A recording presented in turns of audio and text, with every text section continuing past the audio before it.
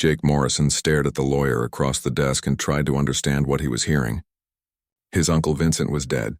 That part made sense, even though it made Jake sad. Vincent had been old and sick for a while now. What did not make sense was everything else the lawyer was saying. "I'm sorry, can you repeat that?" Jake asked. The lawyer, an older man with gray hair and tired eyes, pushed a folder across the desk. "Your uncle left you everything. His entire estate.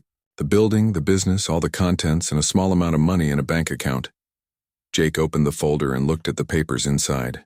There were photos of a narrow building wedged between a coffee shop and a bookstore in downtown Portland. The sign above the door read "Curiosities Beyond" in faded gold letters. The windows were dusty and packed with strange objects that Jake could not identify from the photos alone. "What kind of business is it?" Jake asked. "An antique shop, according to the business license. Though your uncle's tax records show he made very little profit over the years. He seemed to live off a trust fund that has now run out." Jake felt his stomach sink. He had just lost his job as a software engineer 3 weeks ago. His apartment rent was due in 5 days, and his bank account had maybe enough for 1 more month if he was careful.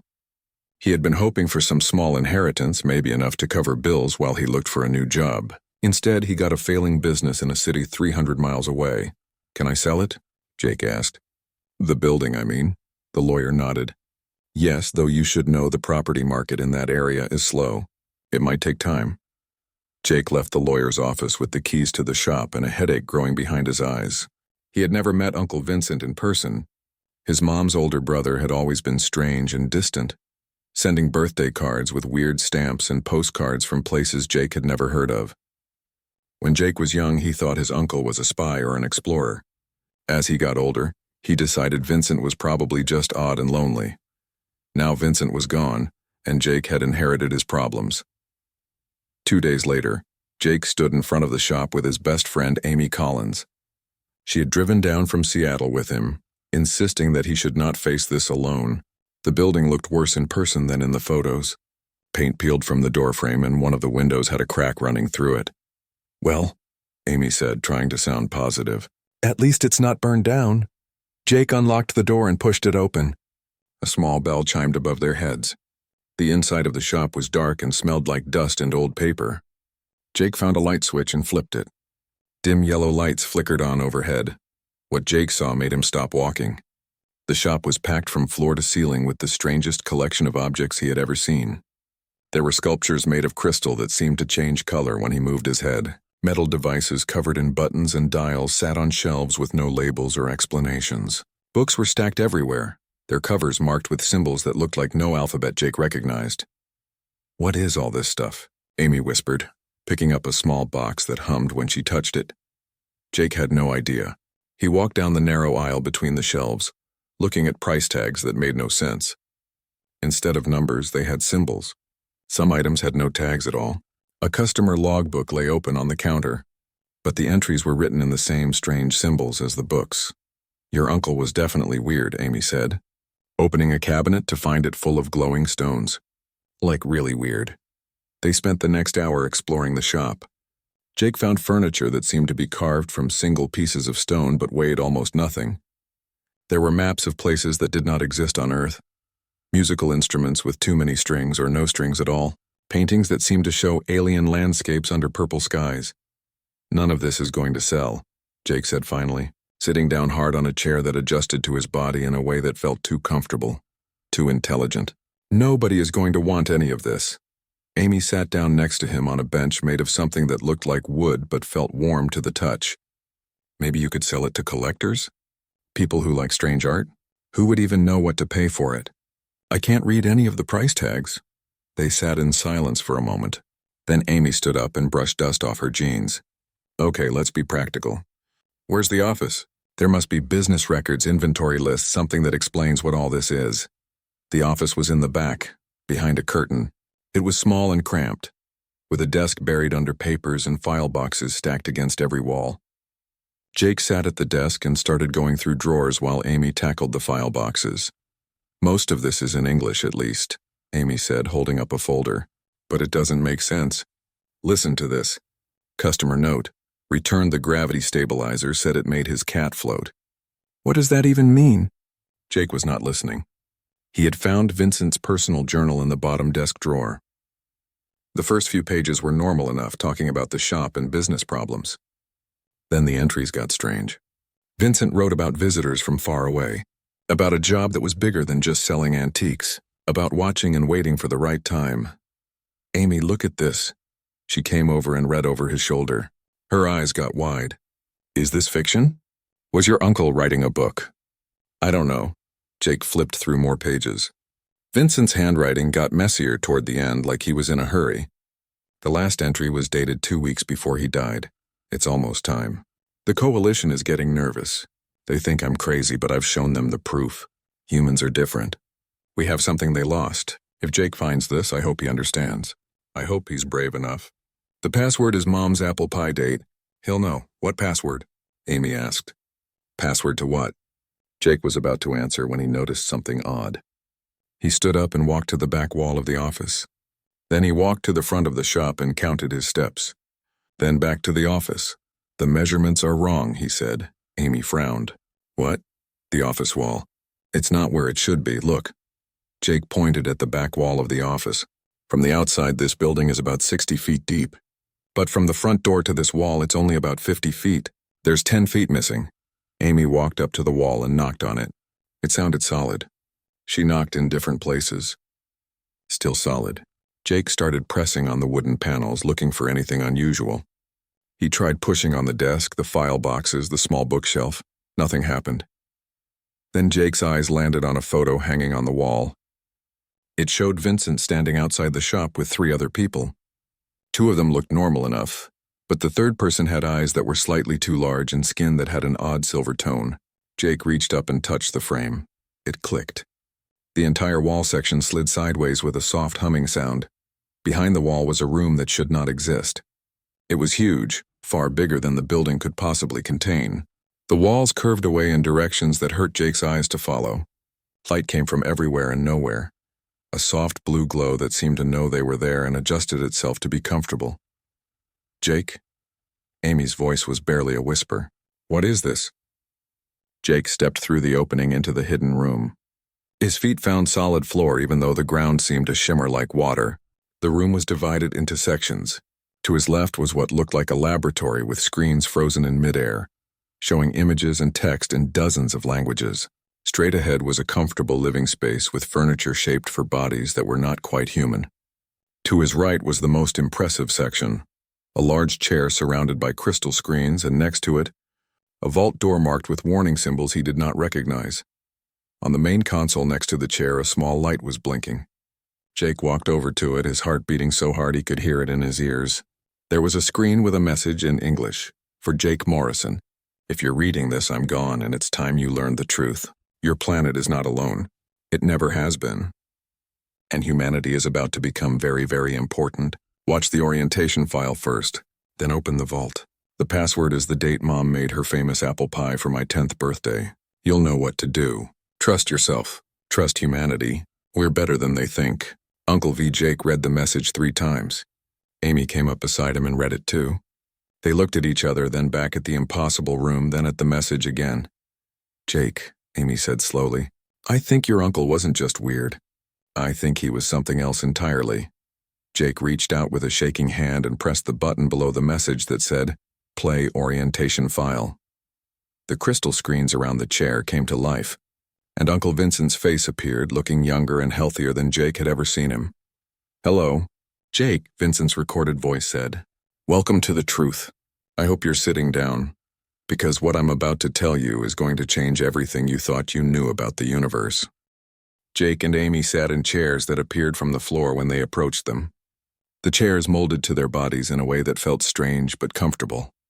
Vincent's face filled the screens around them, and when he started talking, his voice came from everywhere at once. "I know this is going to sound impossible," Vincent said on the recording, "but I need you to watch this entire file before you do anything else. It's 3 hours long. I know that's a lot, but it's important. At the end, you'll understand why I lived the way I did. You'll understand why I left everything to you." The recording showed Vincent sitting in the same chair Jake was sitting in now. Behind him, the impossible room looked exactly the same. Vincent looked tired, but his eyes were bright with something that might have been excitement or fear. Let me start with the biggest truth. I'm not completely human. My mother, your grandmother, had a relationship with someone from very far away. His name was Zentari, and he came from a planet that circles a star you can't see from Earth without a telescope. I'm half human and half alien, which makes you 1/4 alien, Jake, though the genes don't always show up. Amy made a sound like a laugh that got stuck in her throat. Jake could not move. He just stared at the screen. Vincent continued. Earth is not alone in the universe. There are thousands of intelligent species out there, millions of worlds with life. They're organized into something called the Galactic Coalition. It's like the United Nations, except it covers multiple galaxies and has been around for longer than humans have existed. The screens changed to show images of creatures that could not possibly be real. Some looked almost human, but with different skin colors or extra limbs. Others were so strange that Jake's brain struggled to understand what he was seeing. There were beings made of light, creatures that looked like living rocks, things that seemed to exist in more dimensions than Jake could count. The Coalition has rules about contacting new species, Vincent said. They call species like humans pre-contact civilizations. It means you're smart enough to be interesting but not advanced enough to know about the rest of the galaxy yet. The rules say they have to wait until you develop faster-than-light travel on your own, or until you're about to destroy yourselves, or until something threatens you that you can't handle alone. Vincent paused and took a drink of something from a cup that floated next to him without any visible support. I've spent my whole life working for the Coalition as an observer. That's what this shop really is. It's a way station and intelligence gathering post.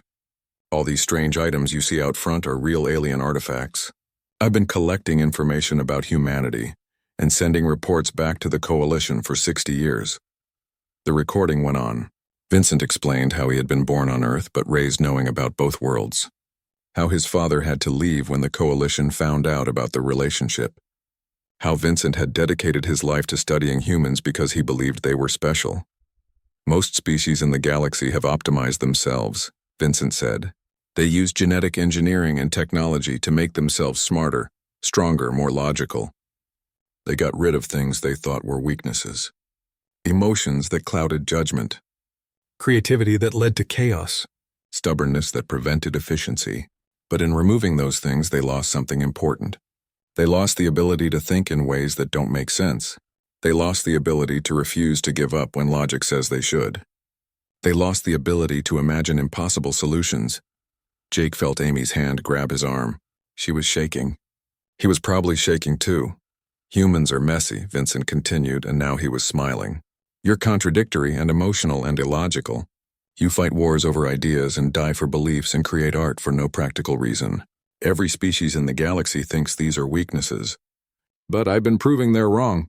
I've been documenting cases where humans solved problems that should have been impossible, where human pilots saved ships that AI said couldn't be saved, where human doctors cured diseases using methods that made no scientific sense but worked anyway, where human engineers fixed broken equipment using tools that shouldn't have worked but did because they refused to believe it couldn't be done.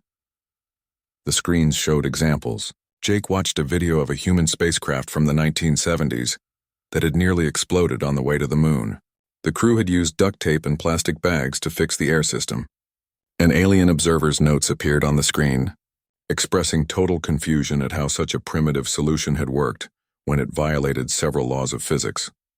The Coalition thinks I'm crazy, Vincent said, but I've got proof. 50 years of proof. And now they're paying attention because there's a crisis. Something is destroying entire star systems, and none of the advanced species can figure out how to stop it. The screens changed to show images of dead solar systems, planets cracked open like eggs, stars gone dark, whole civilizations erased as if they had never existed. They call it the Void Collective, Vincent said, and his voice got quieter. It's destroyed hundreds of worlds. The Coalition has thrown everything at it. Weapons that can destroy planets, shields that can hide entire star systems, AI systems that can think faster than anything organic. Nothing works. The Void Collective keeps coming, keeps destroying, and nobody understands why or how to stop it. Jake felt cold despite the comfortable temperature of the room. On the screen, Vincent leaned forward and his expression became intense. 2 years ago, I presented my research to the Coalition High Command. I told them that humans might be the key to understanding the Void Collective. That human creativity and emotional intelligence might see patterns that pure logic misses. They were skeptical, but they were also desperate. They gave me permission to set up a test. That's what this room is for, Jake. That's what the vault contains. Vincent pointed to something off-screen, and the camera angle shifted to show the vault door that Jake had seen when he first entered the room. In that vault is a device I've been building for 20 years. It's an interface that connects human consciousness to Coalition technology. Every alien species that's tried to use it either couldn't make it work or got hurt trying. The way they think doesn't match the way the device works. But human brains are different. Chaotic and creative and driven by both logic and emotion. The device should work for you, Jake. And if it does, you might be able to understand things about the Void Collective that nobody else can. The recording paused. Vincent's face froze on the screens. A text message appeared. Take a break. Get food and water. Come back when you're ready for the rest. There's more you need to know. Jake and Amy sat in silence for a long moment. Then Amy stood up suddenly and walked to the vault door. She touched it carefully as if it might burn her. This is insane, she said. Her voice cracked. This is absolutely insane. Aliens are real. Your uncle was half alien. There's some kind of space government. And something is destroying planets. Jake, this has to be a joke. Some kind of elaborate prank. Jake stood up too, his legs feeling weak. He walked to one of the laboratory sections and picked up a device from the table. It was made of a material that felt like metal but was warm, and seemed to shift slightly under his fingers. When he pressed a button, a holographic display appeared showing text in a language he didn't understand, but somehow the meaning became clear in his mind. It was a medical scanner designed to work on 15 different species. It's not a prank, Jake said quietly. This technology is real. This room is real. Those things in the shop out front, they're not fake antiques. They're real tools from real aliens. Amy came over and looked at the device. She touched the hologram and it responded to her touch, changing displays. Okay, she said, and her voice was shaking. Okay, let's say it's all real. Let's say your uncle was telling the truth. What are we supposed to do? We're just regular people. You write software. I teach high school chemistry. We're not trained for any of this. Vincent left this for me for a reason, Jake said. He looked back at the screens where Vincent's face was still frozen. He thought I could help. He thought humans could help. And he said something is coming to Earth, something that destroyed hundreds of civilizations. How long? Amy asked. How long do we have? Jake walked back to the control console and found a file marked Timeline. He opened it. His stomach dropped when he saw the numbers. 2 years, he said. The Void Collective changed course 6 months ago. It's heading toward our solar system. It will reach Earth in about 18 months. Amy sat down hard on the floor. She put her head in her hands. 18 months. That's not enough time. What can we possibly do in 18 months? Jake knelt down next to her. I don't know. But we need to finish watching the orientation file. Vincent said there was more we needed to know. They took a break first. Jake found a small kitchen area in the living section of the room. The refrigerator, if that's what it was, contained food that looked almost normal. Sandwiches in clear containers. Fruit that looked like apples but tasted slightly different. Water that was cleaner and crisper than any water Jake had ever tasted. They ate in silence, both of them trying to process what they had learned. Jake kept looking around the room, noticing details he had missed before. There were photos on the walls showing Vincent with various alien beings. Jake and Amy spent the next 3 days living in the hidden room. They slept on the beds in the living section, which adjusted to their bodies in ways that made normal mattresses seem like sleeping on rocks. They ate food from the strange refrigerator. They watched Vincent's orientation file 4 more times, making notes and trying to understand everything. The room had a bathroom that cleaned you with light instead of water. It had a window that showed views of places that were definitely not Earth. When Jake asked the computer system about it, a calm voice explained that the window showed real-time images from Coalition observation posts throughout the galaxy. Jake spent an hour watching a sunset on a planet with 3 moons, feeling his brain hurt from trying to accept that it was real. On the 4th day, Jake finally decided to open the vault. He stood in front of the heavy door, his hand hovering over the keypad. Amy stood next to him, holding a notebook full of questions they had written down. October 12, 1972, Jake said out loud, and typed in the numbers 10-12-1972. The vault door made a sound like singing metal. Lights ran along its edges in patterns that made Jake's eyes water. Then it swung open silently, revealing a room about the size of a walk-in closet. Inside the vault was surprisingly simple. There were shelves holding crystal storage devices that Vincent's note said contained decades of research. There were paper files in boxes because Vincent had said that sometimes the old ways were safer than trusting everything to computers. And in the center of the room, on a white pedestal that seemed to float without support, was the device. It looked like a headband made of silver metal and dark crystal. The metal was warm when Jake touched it, and the crystal seemed to have light moving inside it like tiny fish swimming. There were no buttons or switches, no obvious way to turn it on or control it. "That's it?" Amy said.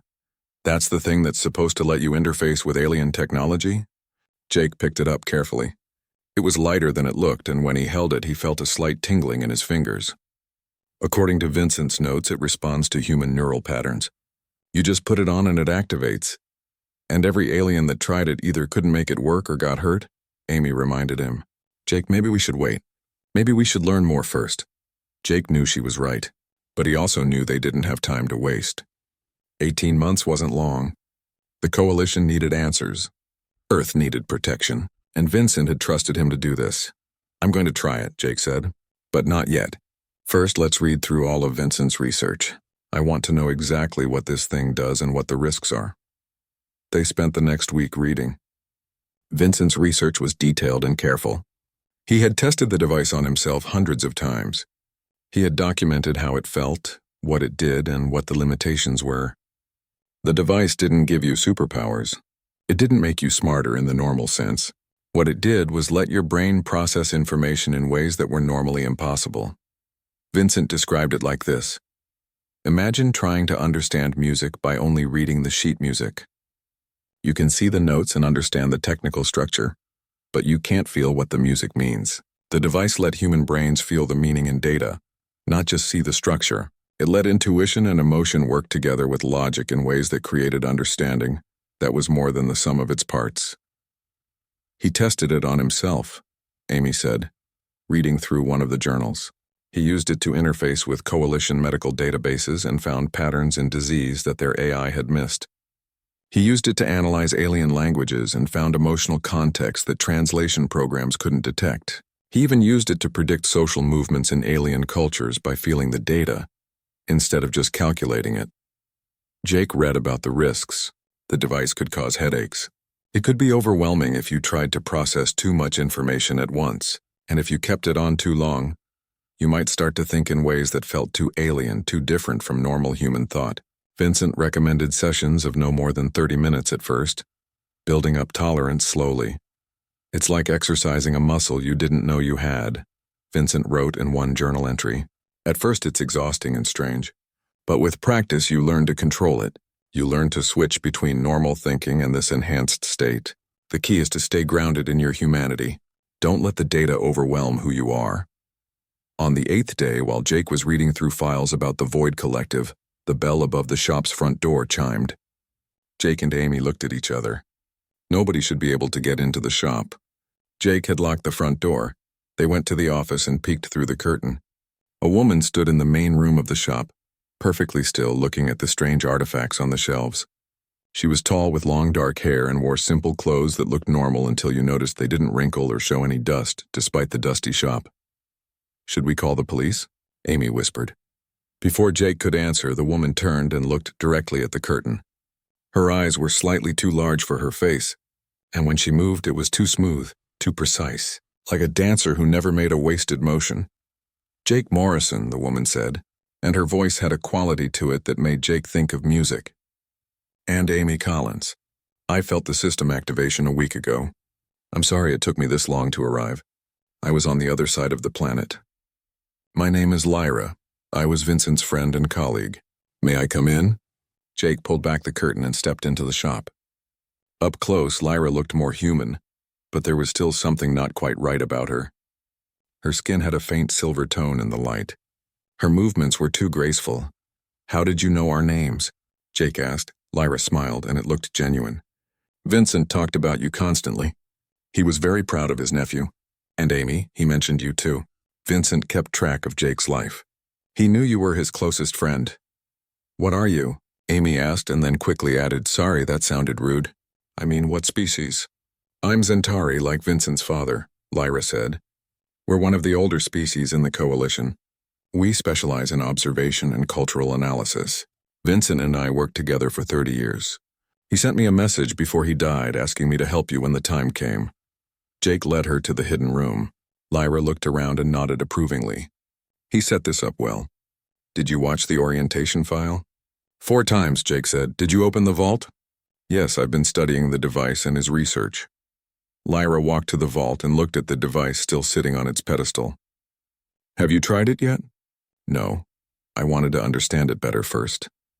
Lyra turned to look at him, and her 2 large eyes seemed to see more than Jake was comfortable with. "That's wise. Vincent was impulsive. He would have put it on immediately. You're more careful. That's good." Over the next few days, Lyra taught them things that Vincent's files hadn't covered. She explained more about the Coalition, about the different species and their cultures. She showed them how to use the communication systems to access Coalition databases. She taught them the basic principles of technology that humans hadn't discovered yet. "You need to understand something," Lyra said on the 3rd day of her visit. "The Coalition is desperate. The Void Collective has destroyed over 300 inhabited systems, trillions of beings dead, and we have no idea how to stop it. Vincent's theory about human creativity is seen as a last resort by most Coalition members. They don't really believe it will work. They think he was obsessed and emotional about humanity because he was half human." "Do you believe it?" Jake asked. Lyra was quiet for a moment. "I've seen humans do things that shouldn't be possible. I've watched your species survive situations that would have destroyed others. You're stubborn and creative in ways that don't always make sense but somehow work. So yes, I believe Vincent might have been right. But believing and proving are different things. You need to prove it, Jake. You need to use that device and show the Coalition something they've never seen before." That night, Jake made his decision. The next morning, he was going to try the device. But first, he needed to prepare mentally. He spent the evening in the living area of the hidden room, trying to relax and center himself. Amy sat with him, not saying much, just being there. "Are you scared?" she asked finally. "Terrified," Jake admitted. "What if it doesn't work?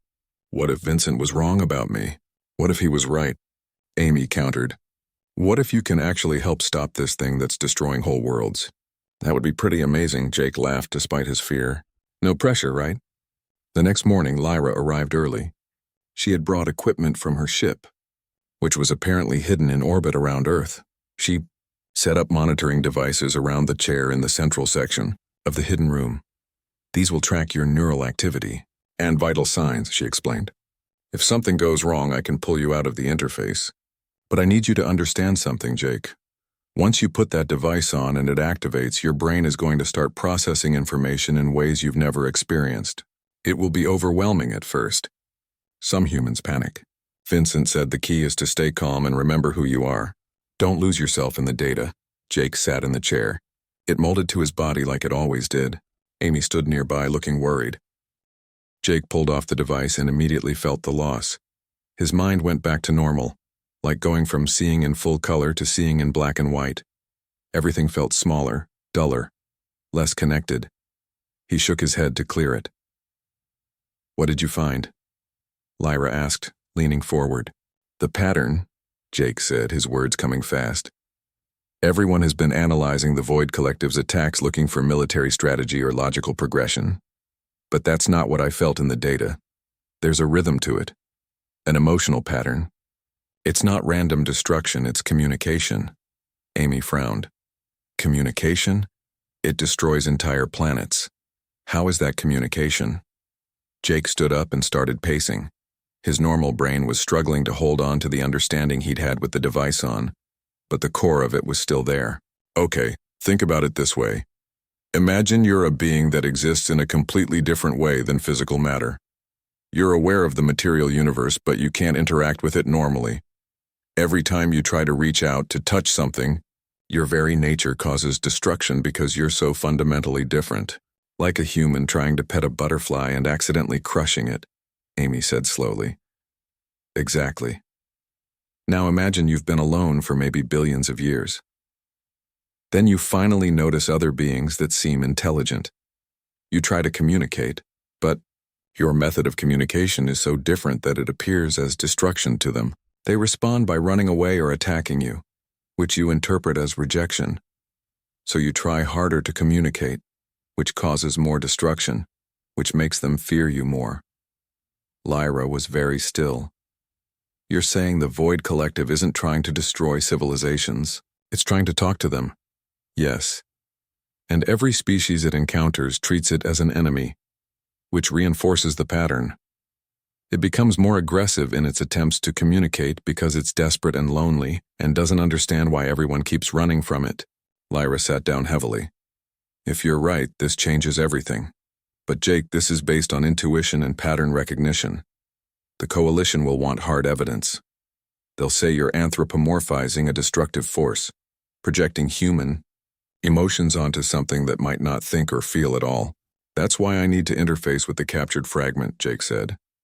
Vincent said the Coalition has a piece of the Void Collective contained somewhere. If I can analyze it directly with the device, I can prove my theory. Over the next week, Lyra worked on getting permission from the Coalition. She sent Jake's initial findings along with data showing how well he had interfaced with the device. She called in favors from colleagues who had worked with Vincent.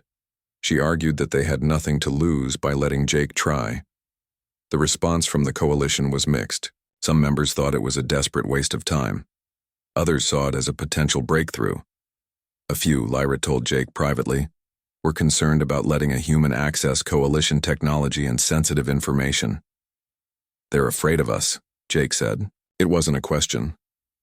Some are, Lyra admitted. Humans are unpredictable. You advance quickly. You're creative in ways that can be dangerous. Some Coalition members think Vincent was foolish to trust humanity with this much knowledge. But they're desperate enough to let me try. Yes, the latest projections show the Void Collective will reach the outer edges of your solar system in 16 months. If it follows its normal pattern, it will destroy everything in the system before moving on.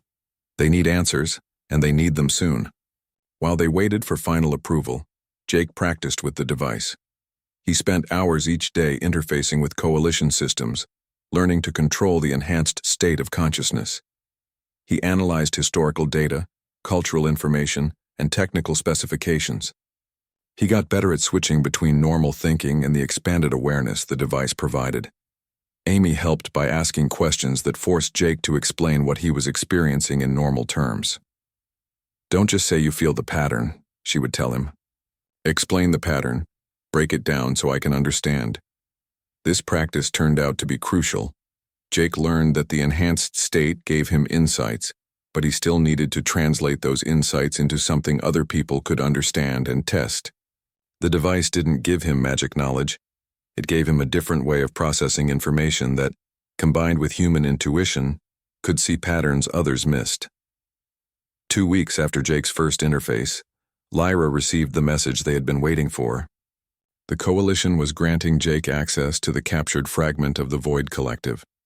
But there were conditions. The fragment was kept in a secure facility in orbit around a Coalition science station. Jake would have to go there. He would be monitored constantly. And if his analysis showed any sign of being compromised by the fragment, they would terminate the experiment immediately. We leave tomorrow, Lyra said. My ship is small, but it can make the journey in about 3 days. Journey to where? Amy asked. A station in the Centauri system.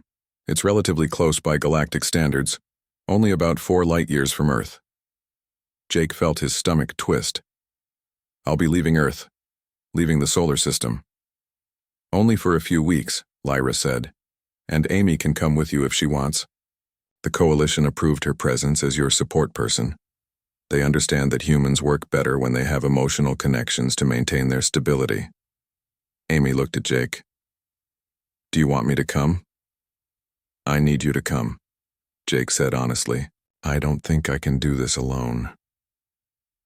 The next day, they closed up the shop and left a note saying it would be closed for a month due to family business. Lyra led them to a location outside the city, to what looked like an empty field.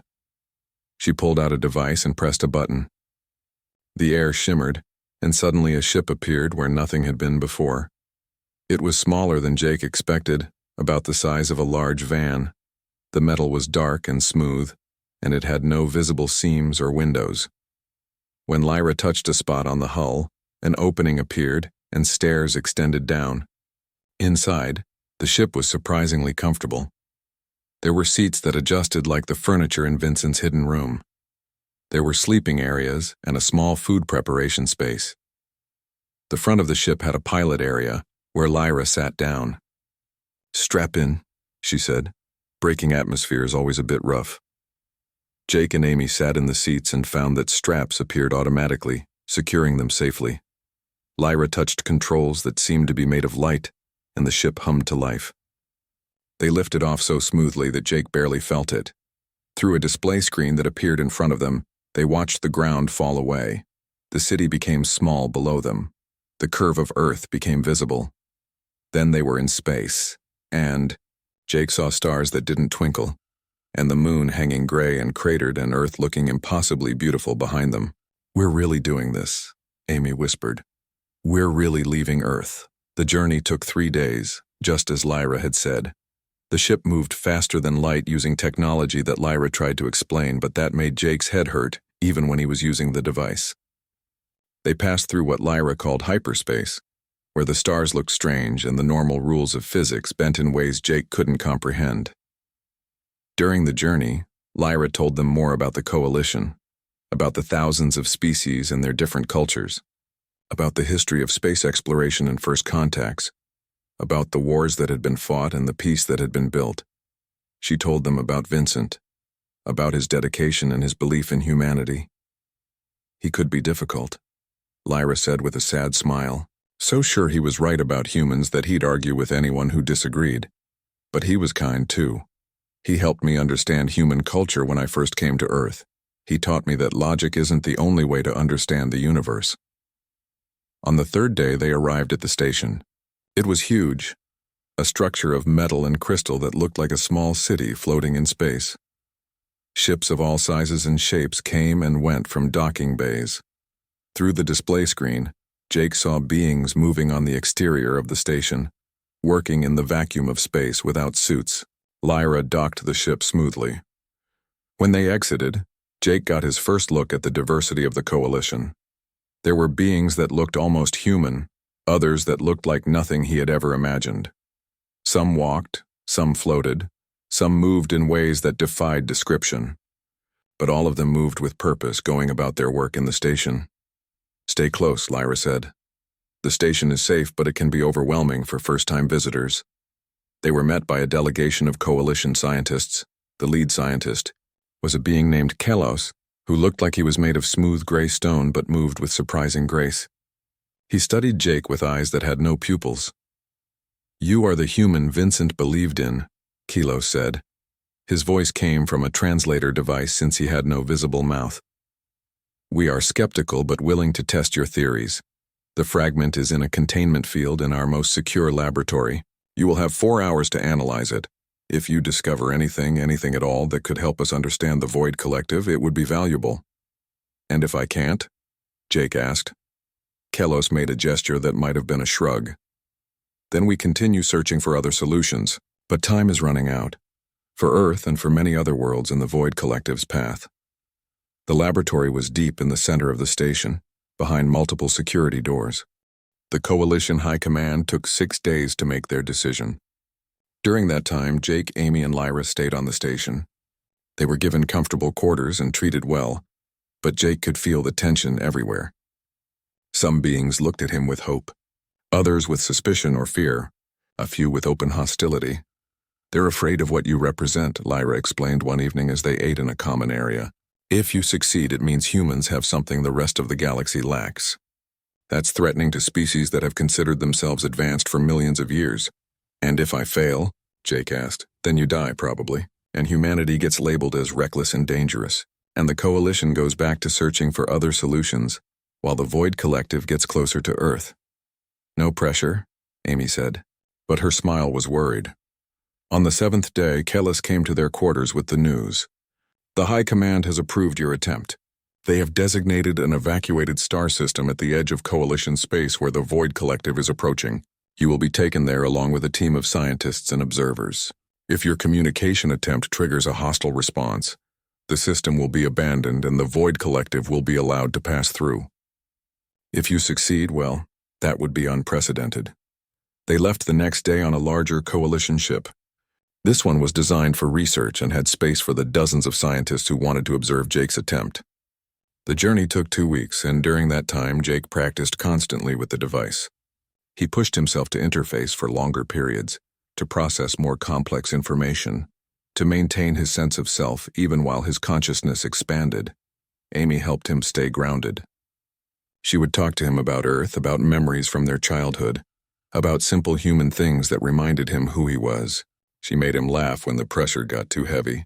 She reminded him that whatever happened, he was still just Jake, her best friend who used to be terrible at basketball and who made the worst coffee she'd ever tasted. The evacuated system had once been home to a thriving colony. Now it was empty, cleared out when sensors detected the Void Collective's approach. The coalition ship positioned itself at the edge of the system, with escape routes planned and ready. Jake could feel the tension from everyone on board. The Void Collective will enter the system in approximately 4 hours, Keelos announced. Jake Morrison, if you are going to attempt communication, that is when you must do it. We have set up an enhanced version of your device, connected to the most powerful communication arrays in the coalition. When you interface, you will be broadcasting not just through normal space, but through quantum layers and dimensional frequencies that the Void Collective might be able to perceive. Jake looked at the enhanced device.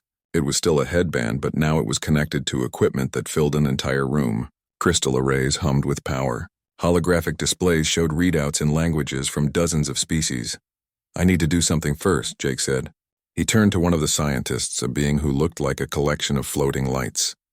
Do you have any human art in your databases? Music, poetry, paintings? The scientist seemed confused but consulted a terminal. Yes, we have cultural data from Earth. Why? Because I'm not going to try to talk to the Void Collective using logic or mathematics. I'm going to use story. I'm going to use emotion and art and all the messy human things that don't make scientific sense, but somehow communicate truth. Over the next 3 hours, Jake worked with Amy to compile something that felt right. They found recordings of music from Earth, symphony orchestras and jazz bands and ancient folk songs. They found poetry in a dozen languages. They found paintings and sculptures and photographs of humanity at its best and worst, war and peace, joy and sorrow, creation and destruction. What are you trying to tell it? Lyra asked, watching them work.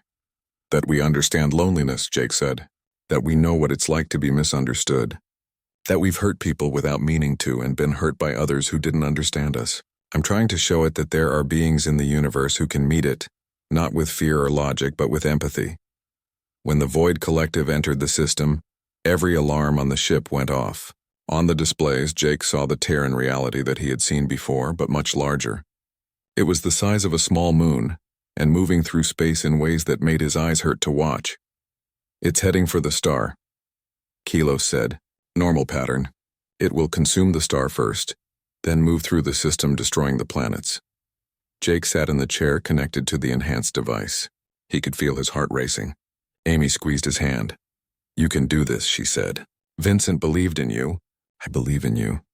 Jake put on the device and immediately felt the expanded consciousness, but stronger this time. He was connected to systems across light years. He could feel the quantum arrays. He could sense the dimensional broadcasts. And he could feel the Void Collective, vast and old and so deeply lonely that it hurt to perceive. He didn't try to think at it in words or logic. Instead, Jake did what humans had always done when they needed to communicate something important. He told a story. He took all the art and music and poetry they had compiled and wove it together with his own emotions and experiences. He created a narrative that spoke of loneliness and connection, of fear and understanding, of the desperate need to be seen and known by others. He showed the Void Collective images of Earth, humans gathering together, humans helping each other, humans creating beauty and meaning out of chaos. He showed it failure and success, tragedy and hope. He showed it that intelligence wasn't just about logic or power, but about the ability to feel and connect and care. And then he sent it all toward the Void Collective, not as data, but as pure emotional truth translated through the device into patterns that could exist in the spaces between realities. For a long moment, nothing happened. The Void Collective continued moving toward the star. Jake's heart sank. He had failed. He had been wrong. Then the Void Collective stopped moving. For the first time in all of recorded history, it simply stopped in space and hung there, motionless. "What's happening?" someone shouted. "I don't know," Kalos said, his voice full of wonder. "It's never done this before. It's always kept moving, always kept destroying." Jake felt something through the device, a response. Not in words or even in concepts he could fully understand, but in pure emotion. Surprise, curiosity, recognition, and underneath it all, hope. The Void Collective was trying to respond, trying to communicate back, but it didn't know how. It had existed alone for so long that it had no practice in gentle communication. Every time it tried to reach out, reality itself began to tear and fracture around it. Jake understood. He could feel the Void Collective's frustration and fear. It wanted to talk, wanted to connect, but its very nature made that dangerous. It was like trying to shake hands with someone when your touch could destroy them. Through the device, Jake sent another message. This time it was simpler.